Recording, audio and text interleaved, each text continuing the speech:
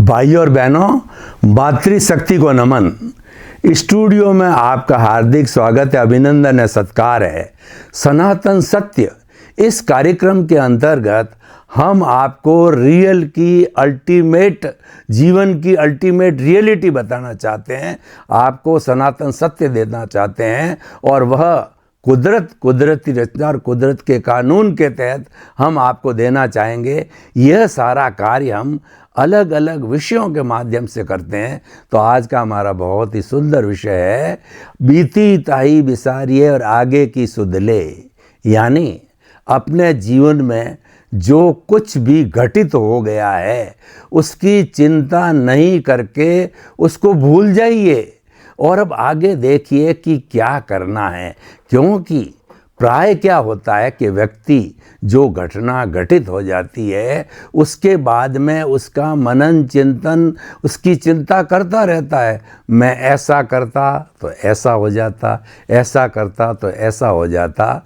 तो ये सारी चिंता में वो समय व्यर्थ गंवा देता है, अपना मूड खराब करता है। इसको आर्त ध्यान कहते हैं। कर्मों का बंधन करता है और सारा वेस्टेज में चला जाता है। और देखिए, जो कुछ घटित होता है वो आपके बस की बात नहीं है। क्योंकि हम जब जन्म लेते हैं इस जन्म के अंदर, उस समय हम पूर्व जन्म के अंदर हमने जो जो कॉजेस डाले हैं, जो कारण डाले हैं, उन कॉजेस से, उन भावों से जो है हमारी कॉजल बॉडी बनी है। और इस जन्म के अंदर वह कॉजल बॉडी द्रव्य कर्म के रूप के अंदर हमको उदय और प्रारब्ध देती है। यानी हमारा जन्म से मृत्यु के बीच का जो समय होता है वह सारा समय जो है उसमें हम पराधीन रहते हैं, वो हम पीछे से लेकर के आते हैं और उसमें हमारी कोई स्वतंत्रता नहीं है। कोई इसको माने या न माने अगले की इच्छा है, परंतु वास्तव के अंदर मन वचन काया तथा उससे जुड़ी हुई अवस्था मात्र कुदरती रचना है और वह व्यवस्थित है। यानी वह एज इट इज़ वैसा ही होता है और व्यक्ति को अपनी एक अतिरिक्त सांस लेने की भी स्वतंत्रता नहीं होती है। क्योंकि हम आयुष्य कर्म साथ में लेके आते हैं और उस आयुष्य कर्म से हमारे सांसों का निर्धारण होता है, सांसों की संख्या बनती है। यानी जब आयुष्य समाप्त हुआ उसके बाद एक आधी पाव सांस भी हम नहीं ले सकते हैं। तो अब आप बताइए, जो कुछ आपके साथ घटित हुआ है वह तो आपका हिसाब है, उसके अंदर आप क्या कर सकते थे और अब उसकी चिंता करने से क्या होगा। आप तो चिंता करो, वो रियल पुरुषार्थ की चिंता करो कि मेरे को आगे क्या करना है। देखिए, जीवन में पुरुषार्थ दो तरह के होते हैं, एक तो रिलेटिव पुरुषार्थ होता है और एक रियल पुरुषार्थ होता है। रिलेटिव पुरुषार्थ क्या होता है कि व्यक्ति सोचता है यह घर मैंने बनाया, बाल बच्चों को जन्म मैंने दिया, बाल बच्चों को पाँवों पर मैंने खड़ा किया, मैं इतना बड़ा व्यक्ति बना, मेरी ऐसी पद प्रतिष्ठा बनी और ये सारा कार्य मैंने किया। वह कर्ता भाव आरोपण करता है और वही कर्म बंधन का कारण है।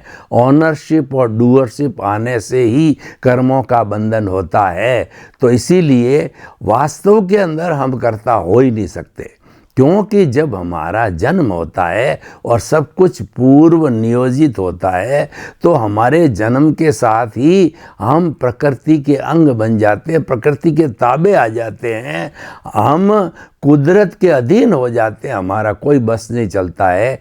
इसीलिए कर्ता तो व्यवस्थित शक्ति है और हम कर्ता बन करके और एक तरीके से टांग अड़ाते हैं और वही रॉन्ग बिलीफ है। सबसे बड़ी दुनिया में रॉन्ग बिलीफ है कर्ता भाव। अगर व्यक्ति अकर्ता भाव रखे, यानी कर्ता तो व्यवस्थित शक्ति है और मैं जो जन्म के अंदर जितना भी कार्य करता हूँ वह तो सारा मेरा हिसाब है। कोई लेना है या कोई देना है, जीवन में यही चलता है क्योंकि हम पूर्व अर्जित करके आए हैं। ये सारा जो हमारा कर्ता भाव है ये सारा रिलेटिव पुरुषार्थ है और यह अज्ञान है। तो हमें अज्ञान से तो और अज्ञान की वृद्धि होगी। उस अज्ञान के ऊपर नियंत्रण करने के लिए या हमें ज्ञान के माध्यम से हमारे अस्तित्व का, हमारी आत्मा का ऊर्ध्वारोहण, चेतना का ऊर्ध्वारोहण करने के लिए हमको रियल पुरुषार्थ करना पड़ेगा। रियल पुरुषार्थ क्या है कि आप अपने अस्तित्व की कितनी जानकारी करते हो, उसको हम दृष्टि विज्ञान कहते हैं। रियल पुरुषार्थ में करना कुछ नहीं होता है, क्योंकि उसके अंदर मन वचन काया की क्रिया नहीं है। मन वचन काया की क्रिया करने से तो मैकेनिकल हो जाएगा, वो अवस्था बन जाएगी जो कि नाशवान हो जाती है। लेकिन वास्तव में रियल पुरुषार्थ होता है, वह अविनाशी है, क्योंकि वो हमारे अस्तित्व, हमारी आत्मा से जुड़ा हुआ है। हमारे भीतर जो प्रभु विराजमान है उससे जुड़ा हुआ है, और वह रियल पुरुषार्थ जो है हमें शाश्वत सुख की ओर ले जाता है। तो कॉन्क्लूजन के अंदर हम ये कहना चाहते हैं कि व्यक्ति को इस जीवन के अंदर रियल पुरुषार्थ करना चाहिए। रिलेटिव पुरुषार्थ तो एक तरह का ज्ञान है, वो तो ऑटो मोड से चल रहा है। मन वचन काया की जितनी क्रियाएं हमारे जीवन के अंदर चल रही है वो तो ऑटो मोड से चलती है। जैसे कि हम थिएटर के अंदर 2-2.5 घंटे की जो पिक्चर देखते हैं, वह पिक्चर तो ऑलरेडी पहले रिकॉर्ड हो चुकी है, और तो वह जड़ रूप के अंदर जब बटन दबा दिया जाता है वो चलती रहती, उसमें कोई परिवर्तन नहीं होता है, क्योंकि वह तो जड़ है और वो ऑलरेडी रिकॉर्डेड है। तो ठीक इसी तरीके से हमारा वर्तमान जीवन मन वचन काया की तीनों बैटरियों के हिसाब से जो है ये चलता रहता है, और हम अपना लेन देन यानी हमारा हिसाब चुकता करते हैं। ये चीज़ तो अलग है। अब जो रियल पुरुषार्थ की हम बात कर रहे थे, रियल पुरुषार्थ में समझ को क्लियर करना होता है, आपकी जो अंडरस्टैंडिंग है उसको बदलना होता है। करना कुछ नहीं होता है, मात्र एहसास करना होता है। वह एहसास क्या है कि आपको जब ज्ञान मिल जाता है सद्गुरु के द्वारा या ज्ञानी पुरुष के द्वारा, ज्ञान मिलने पर आपको एहसास करा दिया जाता है, 100% प्रतीति करा दी जाती है कि मूल रूप में तो तुम शुद्ध आत्मा हो, और ये शरीर है पूर्व जन्म के कर्मों के भुगतान के लिए मिला हुआ है, और जन्म जन्मांतर के अंदर जिस शरीर ने और इस कॉजल बॉडी ने जितने जितने कॉजेज डाले हैं, उससे हमारी ये कॉजल बॉडी, कार्बन शरीर, लिंग शरीर जो है घट रहा है और बढ़ रहा है। और उसको क्लीन करना, जो वास्तव में 2 तत्व है, एक तत्व है चेतना और दूसरा जड़ तत्व है, शरीर है, एब्सोल्यूट जड़ तत्व है, और जो हमारे भीतर चेतना है, चेतन तत्व है, प्रभु है, भगवान है, हमारा ईश्वर है, वह चेतन तत्व है। ये दोनों को आपस में जोड़ने वाला कौन है? इन दोनों को आपस में जो जोड़ने वाला है वह तत्व है राग द्वेष, वह तत्व है कर्म शरीर, कॉजल बॉडी और लिंग शरीर। वो एक अशुद्धि के रूप में, वो एक जो है अज्ञान के रूप में, वह एक वेल्डिंग के रूप में इन दोनों को जोड़ रहा है। तो हमें अज्ञान रूपी वेल्डिंग को तोड़ने के लिए अपने अस्तित्व की जानकारी करनी होती है। यानी हमको ये जानना होता है कि वास्तव में मैं कौन हूँ, और उसको जानने के अंदर हम जितना जितना समय लगाते हैं वो हमारा रियल पुरुषार्थ है। और उस रियल पुरुषार्थ के अंदर हम अपनी चेतना के करीब हो जाते हैं, चेतना के गुणों की भजना करते हैं। ऐसा कहा जाता है कि हरि अनंता, हरि कथा अनंता। हरि मतलब ईश्वर। कौन सा ईश्वर? जिंदा ईश्वर जो हमारे भीतर बैठा है, और जिसके उपकार से, जिसकी कृपा से हम बोल रहे हैं, खा रहे हैं, पी रहे हैं, उठ रहे हैं, जिसकी हाजिरी से पूरा हमारा जीवन वृतांत चलता है। और इसकी हाजिरी न हो तो राम नाम सत्य हो जाता है, हमको जला दिया जाता है। और वास्तव में जब आयुष्य पूरा होता है इस जड़ शरीर को तो जला ही दिया जाता है। तो हम बात करना चाह रहे थे कि बीती ताई बिसार दे और आगे की सुध ले, यानी जो घटना जीवन में घटित हो जाती है उसको आप भूल जाओ, और हर क्षण कुछ न कुछ घटना हमारे साथ में प्रिय अप्रिय, सुख और दुख की घटती रहती है। क्योंकि जो हमारे कॉजल बॉडी है, जो कर्म शरीर है, उसके अंदर पुण्य और पाप दोनों होते हैं। जब पुण्योदय होता है, जब पुण्य का उदय भाव होता है, प्रारब्ध होता है, उस समय में हमें दुख की अनुभूति होती है, हमारे जीवन में दुख आता है और उसका गाना हम गाते रहते हैं। बहुत से लोग वो लंबे समय तक गाना गाते हैं और दुखी रहते हैं, मेरे घाटा चला गया, मेरे घर का प्रिय व्यक्ति चला गया, और मैं बीमार पड़ गया, और मेरे घर के अंदर बेटे के साथ, बेटी के साथ इस तरीके का हो गया, और वो आर्त ध्यान करते रहते हैं।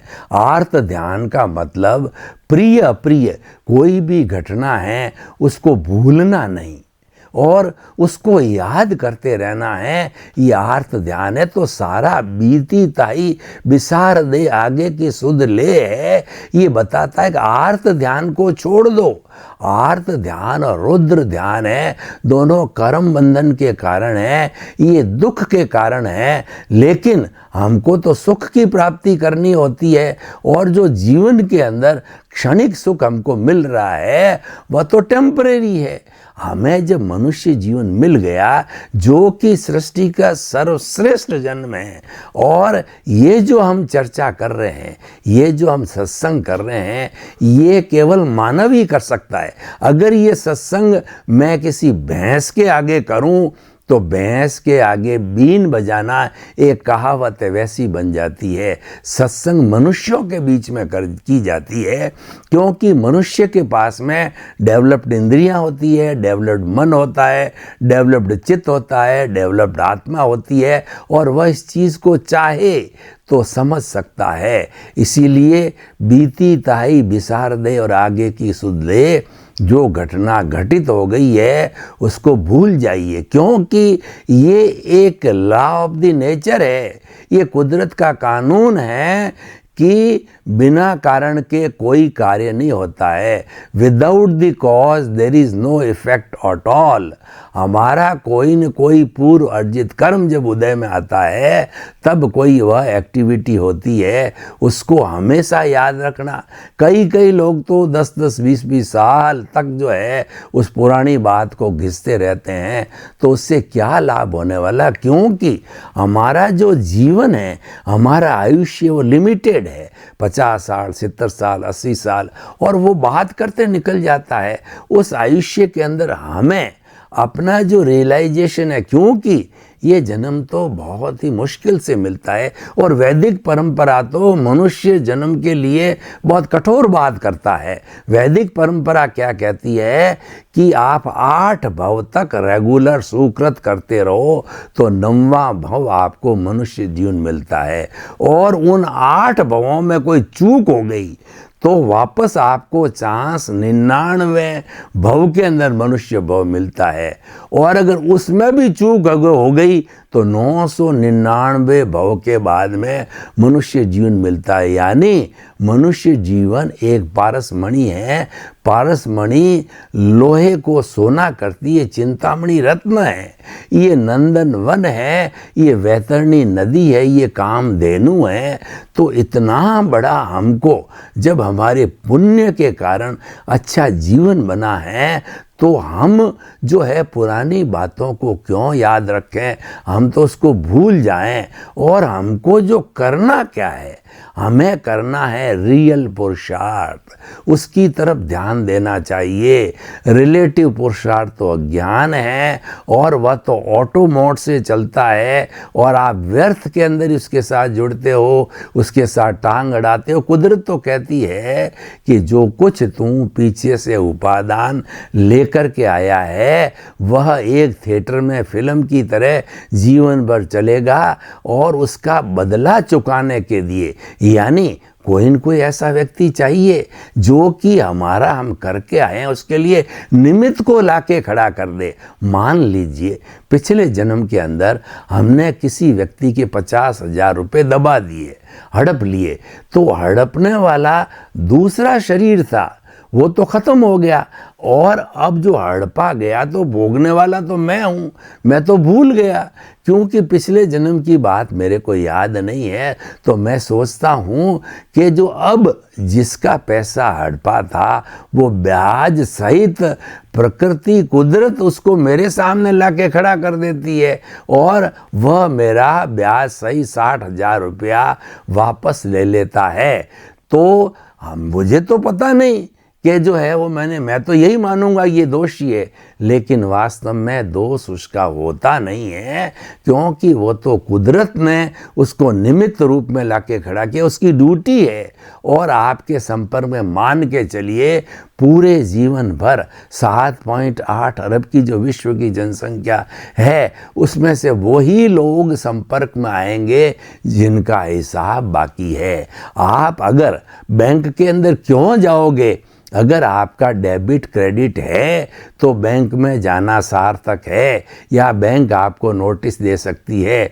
और आपका डेबिट क्रेडिट ही नहीं है, वो ज़ीरो है, तो न तो आपको बैंक नोटिस दे सकती है, न आपका बैंक जाना ही कोई काम का होता है। इसीलिए पूरे जीवन में हिसाब है वो ऑटोमेटिकली आएगा, ऑटोमोट से है। जैसे मैं आपको उदाहरण दूं कि हमारे घर में पत्नी, बच्चे, बेटे की बहुएं वगैरह होते हैं ना, ये सब पार्टियां हैं। जैसे व्यापार की पार्टियां होती है, उन पार्टियों में किसी को पैसा चुकाना होता है, किसी से लेना होता है, तो पूर्व जन्म में हमने इनके साथ जैसा जैसा व्यवहार किया था उसका बदला लेने के लिए वो इस जन्म के अंदर कुदरत उनको हाजिर करती है।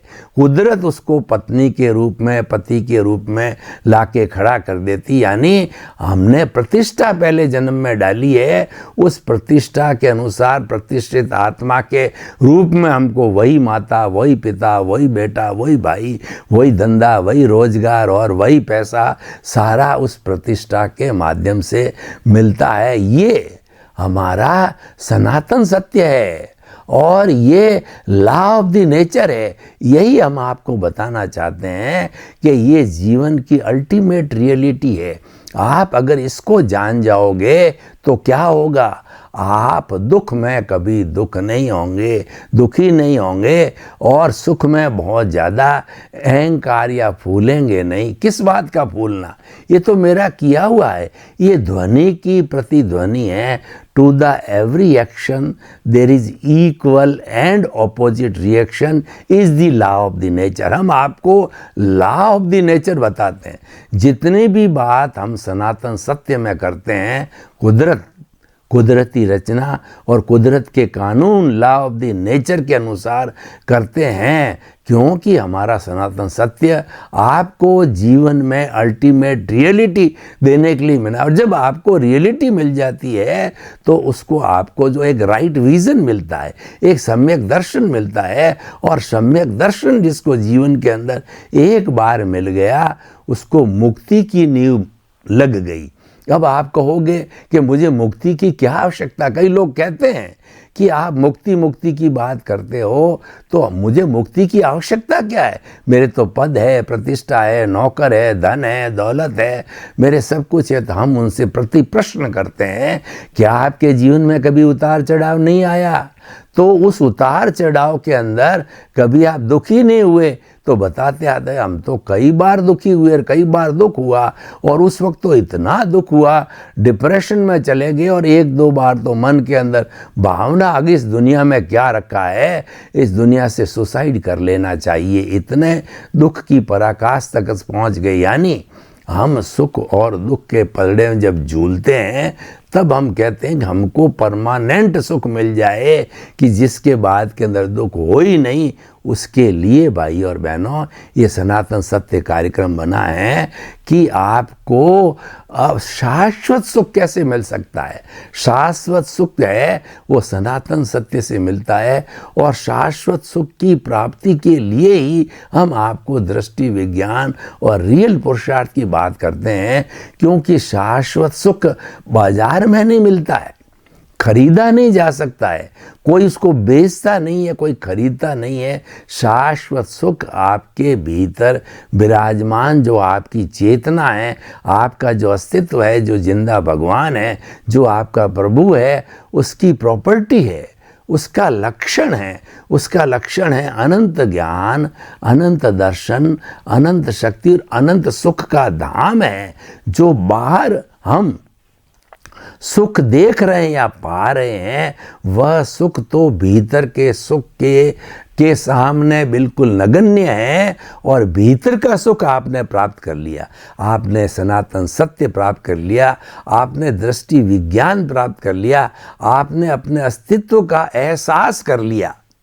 सबसे बड़ी बात है, हम आपको एहसास का अर्थ होता है प्रीतिथि, और प्रीतिथि जब 100% पर जाती है तो वह अनुभव कहलाता है, और वह होता है रियल पुरुषार्थ के द्वारा, वह जागृति के द्वारा, वो लक्ष्य बनाकर किया जाता है।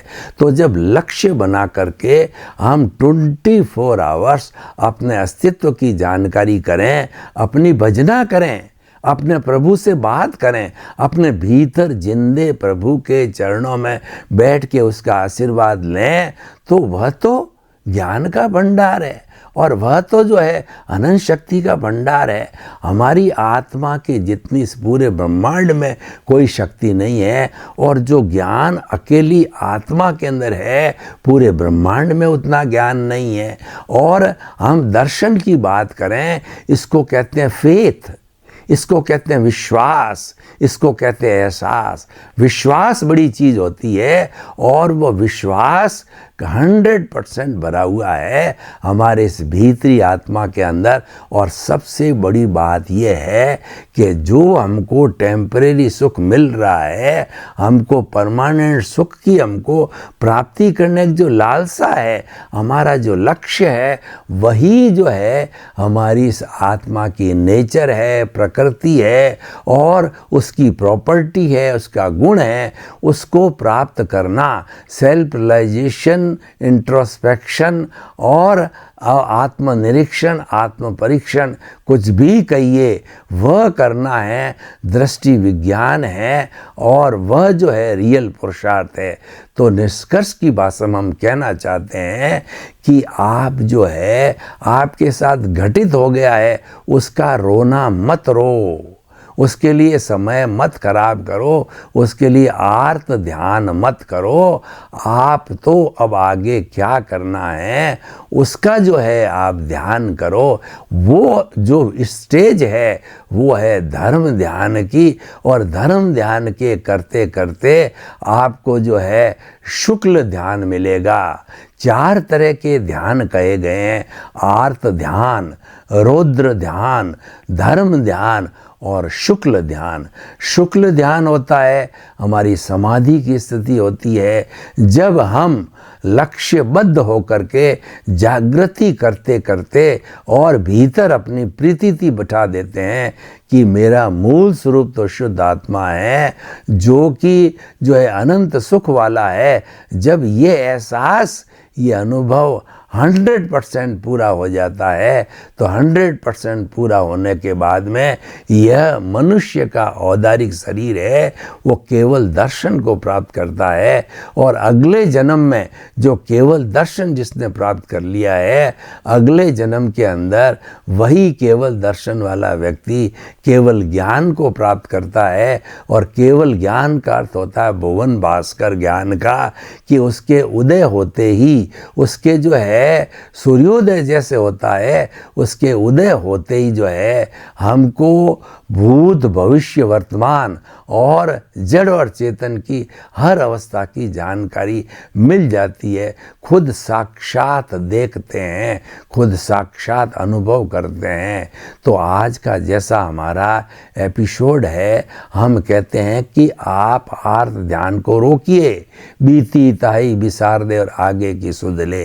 अब इस कॉन्क्लूजन के रूप में अगर इस एपिसोड को मैं ओपन टू द ऑडियंस करता हूँ, यानी आप लोगों से इसके बारे में सुझाव, आपका प्रश्न, आपकी जिज्ञासा मैं लेऊं कि जो है किस तरीके से जो है ये कामयाब हो सकता है, तो मैं कहना चाहूँगा कि इस विषय के माध्यम से व्यक्ति जो आर्त ध्यान न करे, व्यक्ति जो है वो हर वक्त जो घटित हो गया है उसका चिंतन न करे। अगर व्यक्ति इस बात को हृदयंगम कर ले, आत्मसात कर ले, तो उसका बहुत समय बच जाएगा, क्योंकि टाइम इज़ मनी। हमारा जीवन बहुत लिमिटेड है और समय बड़ा धन है, इसलिए हमें जीवन में आर्त ध्यान नहीं करके बीती ताई बिसार दे और आगे की सुध ले। आपके प्रति मंगल भावना, शुभकामना कि समस्त लोगों को सुख मिले, शांति मिले, आनंद मिले, सबको मुक्ति मिले। हमारी बहुत बहुत शुभकामना।